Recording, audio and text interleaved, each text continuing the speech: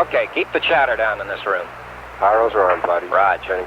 Okay, T1, stay, no stay. Retro.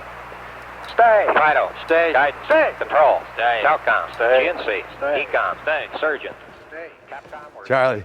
How are you doing? Oh man, I'm honored to meet you. Nice to meet you How too, are you, Joy. man? Fine, very, very good. You're in shape. I You're in can really still good shape. pass the physical, but NASA says don't call us, I'll call you. They won't let you up there now. I couldn't have passed the physical when I was 20. How are you? Good? Good, good. The Eagle has landed.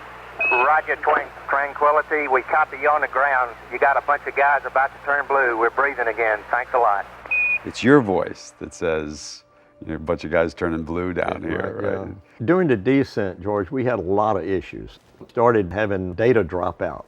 And then we started having computer overloads. 1201 alarm, the 1202 alarm. Well, I mean, when I saw that on my console as Capcom, I said, we're dead in the water. Right. We're losing the computer. We're not going to be able to finish. So everybody just said, oh no. And they were going into, we had them targeted into a big boulder field. And so Neil had to level off. So it was a trajectory problem. Then it became a fuel problem because it took a lot more fuel to fly level and then slow down and then descend. So Right. we began to get really, really concerned about the fuel. And there were two final calls that you would hear from Mission Control, and that was Eagle 60 seconds. It had 60 seconds to land, or you would hear an abort call. Right. So I called Eagle 60 seconds. 60 seconds. 60 seconds. Lights on. 30 seconds later, I called Eagle 30 seconds. And down for 30. 4 forward. 4 forward. Drift into the right a little. 30. 30 Down seconds. a half. And they were close to landing, but not on the ground. And according to my watch, about 13 seconds later, they landed. Well, the tension, you can imagine the tension in Mission Control. It was going through the roof. Everybody was glued to their consoles, listening and just to Buzz as he was talking them down. And it got very, very tense in Mission Control. Was the fear that they would crash by running out of power, or was the fear that they couldn't get back off?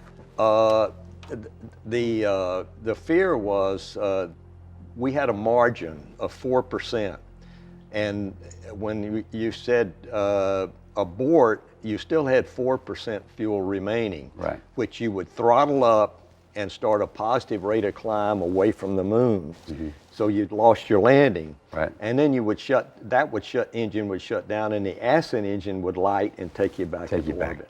Wow. So the 4% actually was a little margin. And so we didn't get to, Eagle abort. But had we gotten to that point, I'm convinced Neil Armstrong would have said, "Say again, Houston." Just gone. He would have landed Yeah. because he had 4% fuel remaining. Yeah, and he knew. And he knew. Tranquility Base here. The Eagle has landed.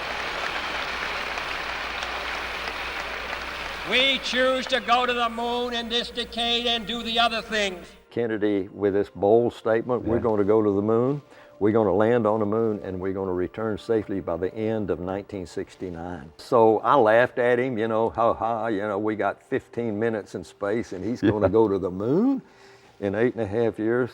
But I look back now, George, and the most amazing thing was 8 years and 2 months later, I'm sitting in Mission Control talking to Neil Armstrong when he landed. He did it. I mean, it's just an incredible accomplishment. This stands out as one of the greats of all time. To have had that opportunity to participate in that historic program was just an incredible experience and privilege.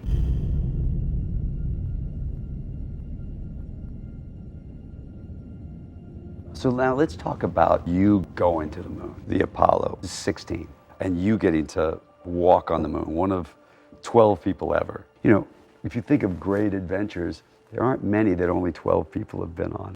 My dad was born in 1907, 4 years after the Wright brothers. Right. And he grew up watching that progression of aviation. Mm-hmm. And he fell in love with Apollo once I got selected, and he'd come down for every launch. And he could not believe that his son was going to walk on the moon.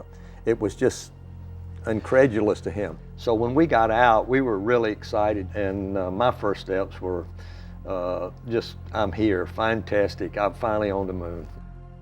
We wore the Omega Speedmaster. Everyone was issued one. We had these Velcro bands on it fit over your spacesuit. And we used it a lot. It kept us on time on the lunar surface. You know, timing those burns was very important. And it was really an important piece of equipment.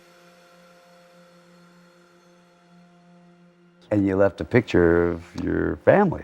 I did. One of the final things I did on the moon was to drop this picture and then took the picture of the picture. So this is what you left. That's what I left, yeah. It's an unfortunate fashion time, isn't right. it? Yeah, it was awful. It's like, oh man, we'd all like that period back. Guidance is internal. 12, 11. What's it like when those engines first crack up? I was expecting a lot of noise, but you can imagine you're 360 feet above these engines, and the engines are moving, stabilizing for your trajectory to get you off. So as we lifted off, mission control, tower clear, we started listening to Houston and John, we're go, and Houston, you're go. But I found out later from my flight surgeon at liftoff, my heart was 144. And I was excited. Yeah. John, the commander, his heartbeat was 70. So he was like, he was the right guy to be. The fascination is that at the time it was the most modern of all things, but you look at it now and you think, wow. Yeah. It's good technology though. I mean, this rocket never had a failure. This is pretty amazing. Yeah. The first stage here, we're looking at 5 engines. Each engine produced 1.5 million pounds of thrust. And the ones on the circumference gimbal, they move to control the trajectory. So now the center engine didn't move. It was fixed. Right. This entire piece was all just filled with fuel. Yeah, it had kerosene and oxygen was the fuel. The whole vehicle weighed 6.5 million pounds, and the engines were producing 7.5 million pounds. So you had 7.5 pushing 6.5. So the acceleration was very slow at first, but the vibration was crazy. Crazy. And then at what point does it start to hit maximum speed? The first stage, you're about 8,000 miles an hour. So here we are. This is the end of the first stage right here. That's right. And there was a big, it was, of course, bolted together to the second stage. And when it shut down, you had separation, and it was a big explosive charge. To blow it off. To blow it off. And could you feel that? In effect, you could, because you went from 4.5 Gs to 0, just like that. So now, if you look back at this, we've been walking for a long time, and this is just to get you 35 miles in the air. That's right. When this thing dropped off, we'd burned up 4.5 million pounds of fuel in this first stage. Right. The second stage ignited. It was 5 engines. It produced 1 million pounds of thrust, and it dropped off at 100 miles, and you were probably 12,000 miles an hour. Then the third stage ignited, which was 1 engine, and it had, 200,000 pounds of thrust, and it accelerated you into orbital speed, but around 17,000 miles an hour, and you're on your way to the moon. The Apollo trajectory took about 3 days to get you to the moon.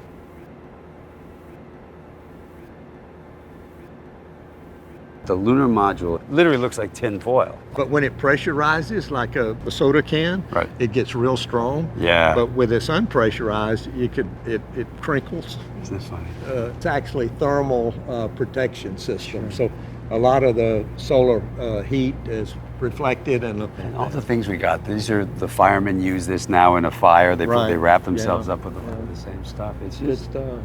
Now, what are the long pieces here? Those were electrical probes, and when they touched the moon, it turned on a light, and you could hear Buzz Aldrin say, "Contact." Contact light. Okay, engine stop. You shut the engine down, and you drop in 5 or 6 feet. That's 1 small step for man, 1 giant leap for mankind. I don't think Neil told anybody what he was going to say. but how he arrived at that line, I don't think it could have been more appropriate. Couldn't be more perfect. It took it from this American incredible victory to including the whole world. Yeah. You know, it is such a source of pride.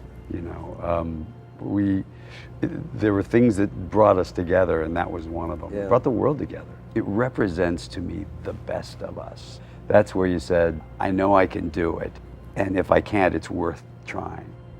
You know, those are those things that make us very proud. You know, you are someone who makes us very proud.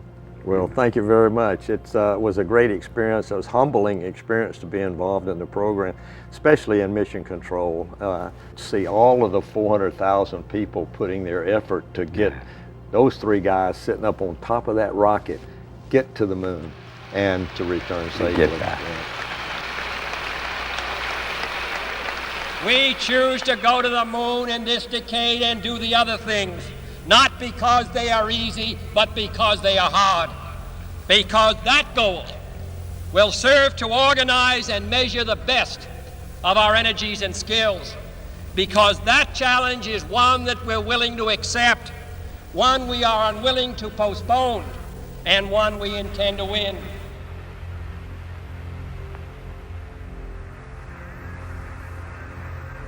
Okay, Neil, we can see you coming down the ladder now. Okay, Neil, we can see you coming. Okay. I'm at the foot of the ladder. The LEM footbeds are only depressed in the surface about 1 or 2 inches, although the surface appears to be very, very fine-grained as you get close to it. It's almost like a powder. Ground mass is very fine.